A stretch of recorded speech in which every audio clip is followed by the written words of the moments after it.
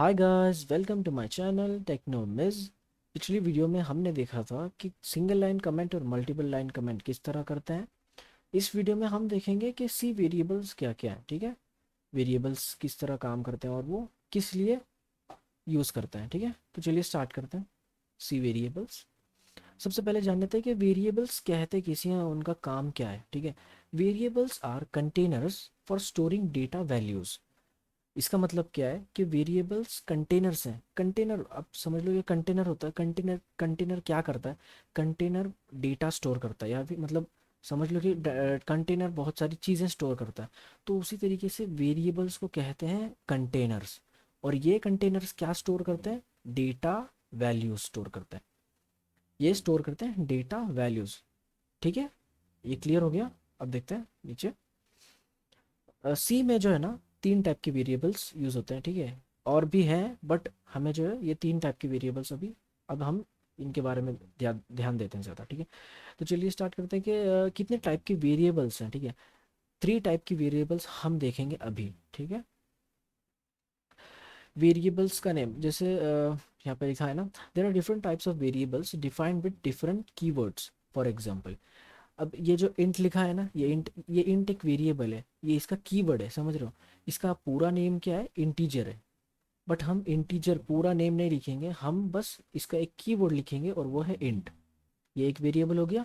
अब फ्लोटिंग, ये एक वेरिएबल है बट इसका कीवर्ड क्या है? फ्लोट। ठीक है, कैरेक्टर, ये एक वेरिएबल है और इसका कीवर्ड क्या है? कैर। तो हमें इन तीनों पर ध्यान देना है। ठीक है, इंट, अब ये मतलब ये है एक वेरिएबल, तो ये किस टाइप का डेटा अपने अंदर स्टोर करता है। ठीक है, अब ये देखते हैं हम। होल नंबर्स, इंट क्या करता है? किस टाइप का डेटा स्टोर कर सकता है? होल नंबर स्टोर करता है, विदाउट डेसिमल नंबर स्टोर करता है। और जैसे कि एग्जांपल मान लो 1 2 3 और -1 2 3। डेसिमल नंबर्स तो आपको पता ही होंगे, नहीं पता होंगे तो आप गूगल कर लो, वैसे भी पता ही होते हैं अक्सर तो। अब देखते हैं, अब हो गया इंट, अब देखते हैं फ्लोट। फ्लोट किसे कहते हैं? फ्लोट किस टाइप का वैल्यू स्टोर करता है? फ्लोटिंग पॉइंट नंबर्स, फ्लोट एक मतलब ऐसा वेरिएबल है जो अपने अंदर फ्लोटिंग पॉइंट नंबर स्टोर करता करता है। फ्लोटिंग पॉइंट यानी जैसे समझो यहाँ पे होल नंबर्स है। ठीक है, यहाँ पे फ्लोटिंग पॉइंट नंबर्स है, पॉइंट नंबर जैसे 19 पॉइंट, ये जो पॉइंट आया है ना, पॉइंट, ये पॉइंट फ्लोट में चलता है। अगर आप 1.2.3 लिखेंगे तो इंट में ये नहीं चलेगा, क्योंकि इंट बस होल नंबर्स लेता है, पॉइंट नंबर्स नहीं लेता। तो पॉइंट नंबर्स के लिए क्या चाहिए हमें? फ्लोट इंटीजर, मतलब फ्लोट वेरिएबल की हमें ज़रूरत पड़ेगी। ठीक है, अब देखते हैं कैर। कैर किस लिए यूज़ होता है? कैर के अंदर हम बस कैरेक्टर स्टोर कर सकते हैं। कैरेक्टर्स यानी क्या? जैसे capital A, capital B, small A, small B, alphabets. हम कैरेक्टर के अंदर, ये जो कैर वेरिएबल दिखा रहा है ना, इसके अंदर हम क्या कर सकते हैं? हम कैरेक्टर्स, अल्फ़ाबेट स्टोर कर सकते हैं। तो चलिए नीचे देखते हैं और इसके बारे में। अब देखते हैं कि हम देखते हैं कि डिक्लेरेशन, क्रिएटिंग ऑफ वेरिएबल्स। ठीक है, to create a variable specify the type and assign it a value. देखो, आपको एग्जाम्स में ऐसा एक क्वेश्चन आ सकता है। ठीक है, अब ऐसा मतलब इसका सिंटैक्स देख लो पहले। इसका सिंटैक्स क्या है? सबसे पहले वेरिएबल का टाइप, आपको किस टाइप का वेरिएबल चाहिए। इंट क्या करता है? आप मेरे साथ रिपीट करो, इंट क्या करता है? होल नंबर्स, इंट है नंबर्स के लिए। फ्लोट क्या करता है? पॉइंट नंबर्स के लिए। और कैर क्या करता है? अल्फ़ाबेट्स के लिए। आप इतना समझ लो, क्लियर है? समझ रहे हो? अब सबसे पहले हमें क्या करना है? हमें किस टाइप का डेटा स्टोर करना है, उस टाइप का वेरिएबल हमें लेना पड़ेगा पहले। हमें समझो नंबर का, नंबर वाला डेटा है हमारा, नंबर वाला डेटा है, तो हमें उसका क्या करना पड़ेगा? नंबर है, नंबर में किस टाइप के हैं? फ्लोटिंग अगर नंबर है, हमारे पॉइंट नंबर्स हैं, तो हमें लेना पड़ेगा फ्लोट। और अगर हमारे नंबर होल नंबर है तो हमें क्या करना, हमें लेना पड़ेगा इंट, यानी इंटीजर, वेरिएबल इंटीजर लेना पड़ेगा। अब हमें यहाँ पे उसके बाद उसे देना पड़ेगी एक वेरिएबल नेम। कुछ भी दे सकते हैं हम, ABCD XYZ, my name, my number, कुछ भी देख सकते हैं हम। ठीक है, और उसके बाद क्या करता है, ये आती है एक असाइनिंग वैल्यू। ये इक्वल टू का मतलब है कि हम एक उसे वैल्यू असाइन कर रहे हैं। ठीक है। वैल्यू यानी हम समझो यहाँ पे हम इंट ले रहे हैं, तो इंट होल नंबर्स के लिए होता है। होल नंबर में हम उसको नंबर यहाँ पे दे रहे हैं 10 15 20 30 जो भी हमें देना है। और एट द एंड हमें क्या करना है, सेमी कॉलन से इस स्टेटमेंट को ख़त्म करना है। और आप मेरी एक बात याद रखो कि हर कोई स्टेटमेंट के लास्ट में सेमी कॉलन होगा, तभी वो वर्क करेगी। समझ रहे हो? बिना सेमी कॉलन के स्टेटमेंट आपको एरर देगी, मतलब रन नहीं होगी वो। अब देखते हैं। अब ये सिंटैक्स हो गया, ठीक है। अभी मैंने जो आपको बताया वही यहाँ सब लिखा है। अब हम नीचे देखते हैं, जैसे यहाँ पे देख लेते हैं कि सच एस इंट। हमने क्या किया, सबसे पहले एक इंट यानी एक इंटीजर टाइप का वेरिएबल लिया। उसके बाद हमने उसे क्या किया, माई नेम और एक्स कुछ भी दे सकते हैं हम उसका नाम, वेरिएबल का नाम कोई मतलब नहीं रखता, वो कुछ भी दे सकते हैं हम। हमने यहाँ पे क्या किया, माई नेम या एक्स कुछ भी दे सकते हैं, तो हमने क्या किया यहाँ पे माई नेम हमने वेरिएबल टाइप कर दिया। और फिर हमने क्या किया, इक्वल की जो साइन है ना, इक्वल का सिंबल, इससे हमने उसको एक असाइन मतलब एक वैल्यू दे दी। 10 15 20 जो भी हो उसको एक वैल्यू दे दी, ठीक है। बोलते हैं so to create a variable that should store a number, look at the following example. अगर समझो हमें कोई इंटीजर यानी हमें नंबर स्टोर करने वाला एक वेरिएबल क्रिएट करना है, तो हमें एग्जाम्पल में बताया गया है कि हम कैसे क्रिएट कर सकते हैं। तो देखो आपके एग्जाम्स में ऐसा भी क्वेश्चन आ सकता है कि देखो ये क्या करें, create a variable called mynum of type integer यानी int and assign the value 15 to it. मतलब इसका मतलब क्या है कि कह रहे हैं कि एक वेरिएबल क्रिएट करो, वेरिएबल का नाम क्या होना चाहिए, माय नम, ठीक है। वेरिएबल का टाइप क्या होना चाहिए, इंट इंटीजर जो होल नंबर लेता है।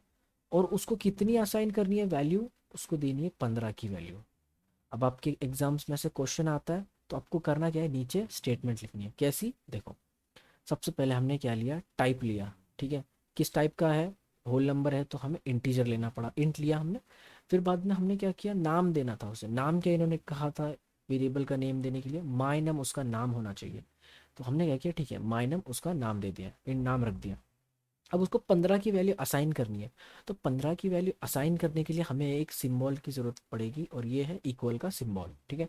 फिर हमने क्या कर दिया, 15 की वैल्यू असाइन कर दी, और लास्ट में semi colon print semi colon type करके हमने ये स्टेटमेंट कंप्लीट कर दी। अब ये सक्सेसफुली वर्क करेगी।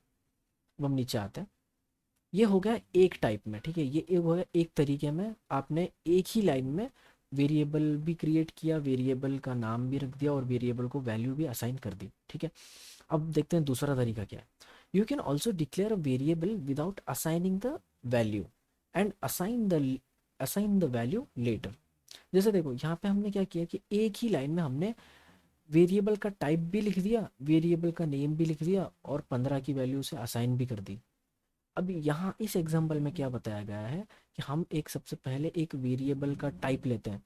क्या लेते हैं हम, हमें किस टाइप का वेरिएबल रखना है, नंबर किस टाइप का स्टोर करना है हमें, होल नंबर। तो हमें होल नंबर के लिए चाहिए इंट वेरिएबल, हमने इंट वेरिएबल लिया। फिर यहाँ पे हमने क्या किया, माय नम वेरिएबल का नाम रख दिया, और यहाँ पे स्टेटमेंट एंड कर दी। यहाँ पे क्या कर दी, स्टेटमेंट खत्म, सेमी कॉलन लगा दिया, ये स्टेटमेंट हो गई खत्म। अभी इसको वैल्यू हमने असाइन नहीं की।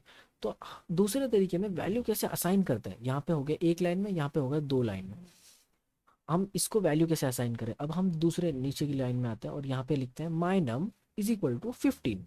मतलब माइनम को हम दे रहे हैं, माइनम एक वेरिएबल है, उससे हम 15 की वैल्यू दे रहे हैं, और सेमी कॉलन लगा के हमने स्टेटमेंट कंप्लीट कर ली, ठीक है।